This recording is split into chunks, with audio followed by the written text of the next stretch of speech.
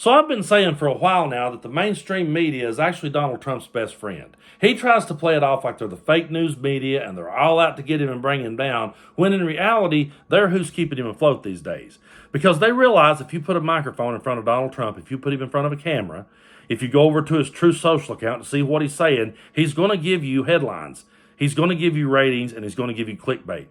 But they do not sit and break down and explain to viewers what's actually going on. The Midas Touch Network will sit and break down what happened in court that day, and they will fine-tune it for you and explain to you exactly what happened and why things happened the way they did. Whereas all the mainstream media shows you is the circus. That's all you see. You see the shit show. You see Trump out there muddying the water. That's what you see. And they do not cover him the same way that they covered Joe Biden.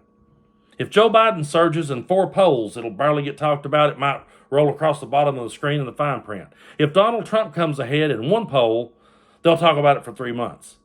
And they do not cover Donald Trump's gaffes and his slip-ups and forgetting where he is the way they do Joe Biden. The one narrative we hear from the right so much, I hear it every day, and I'm so tired of hearing it, is, oh, stuttering Joe, sleepy Joe, he don't know where he is, he can't complete a sentence, he trips and falls down.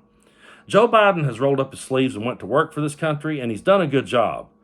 But to hear the right wing say it, he's a guy that has no clue where he is. And at the same time, while they tell you that he doesn't have a clue where he is, he's also this mastermind that somehow just controls the entire universe. But they never point out Trump's gaffes and slip-ups. And if they do, they just laugh it off and move on like it's nothing. And that's what's so frustrating. If their frontrunner was a guy in his late 30s, early 40s who was physically fit and sharp as a razor, then, okay, you would have a better standing ground to make that argument. But when Donald Trump is your alternative, you really have no stones to throw at Joe Biden. Yes, Joe Biden stutters. We've always said that. He's always had a stutter. And yes, he may pause from time to time before he speaks. I would much rather have someone pause and think, wait a minute, what was I saying? And complete the sentence as to have the verbal diarrhea that constantly spews out of Donald Trump's mouth. I will give Joe Biden all the time in the world to remember what he was going to say next before I will sit and entertain the idea that Donald Trump wants to be a dictator on day one. I'm not going to go for that. But they don't cover the gaffes the same way. He's out there thinking that Nikki Haley caused January 6th. He keeps confusing Nikki Haley for Nancy Pelosi. He keeps confusing Biden for Obama. He keeps saying, back when I beat Obama in the election, he didn't beat Obama. Obama served his 2 terms. He ran against Hillary. That's how he got elected. He didn't beat Barack Obama. Now, some people have suggested, well, he's just doing this to try to play into some of the right-wing conspiracies that are out there that Obama's the one running things. But it's bullshit. They always find a way to give him a pass. They gave him a pass when he said that Viktor Orban was from Turkey. They gave him a pass when he said, hey, Sioux Falls, and he was in Sioux City.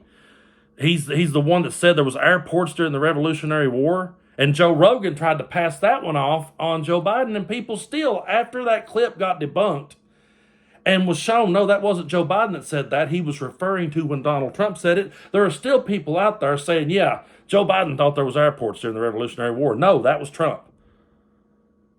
It's so frustrating to sit back and watch this become their argument every day when that's their alternative. The guy slurs his words. He's out there bing, bang, boom. And I mean, it's absolutely ridiculous at the things that he said. I can't sit here and remember them all. There's no way that I can remember all the gaffes that he's had. But no matter how many he has, will we ever hear the mainstream media talk about it? If they do, they'll laugh it off. Oh, yeah, he had a slip of the tongue. He had a slip of the tongue.